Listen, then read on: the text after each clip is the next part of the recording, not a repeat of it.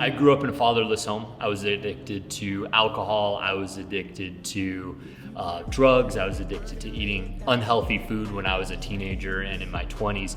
And it really took me digging down to rock bottom multiple times and hitting rock bottom every single weekend, going out partying and hitting new lows in my life till I realized I am on a path of self-destruction. And it was through the Lord, through repentance, through eating healthy, through exercising that pulled me from that darkness and into the light and really helped get me on a better path and has helped me become a better father, husband, and leader of other men. I was not a believer up until I was 16 years old, and I really was exposed to just some really bad behaviors, alcohol, pornography, these kind of things, and they really took hold of my life for a long time in my life. And I knew that I was walking out of unrepentance, and I knew that it wasn't good, and I knew that it was self-destruction, and it really wasn't helping me be the leader that I knew God called me to be the father, be the husband. It was really degenerative, and it was taking me out, and it was ruining my life. And I knew God had more for me.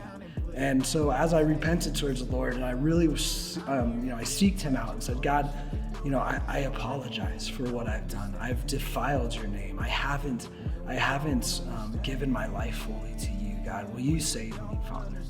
And I remember a weight lifting off of my life that I can't even explain what it felt like, but I remember him saying, son, I love you. And he removed this burden off of my life, and he gave me a mission for him. And we want to help other men get to that level and really see what their God-given potential is.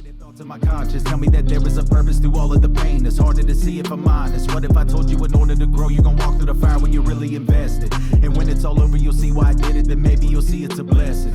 You gotta push hard when it's harder to pray. When you feel like it's over, there's always a way. I thought that my story had come to an end. He looked over and said, I'm just turning the page. Even when I don't know where I'm going and I lack the directions, all things are working for good is the message. Trust in the Lord and believe it, especially when you just don't understand it, man. If you're dealing with a lot, I get that. You ain't gotta do it on your own. That line is open when you pray, just grab the phone. If you carry a heavy burden, lay it down and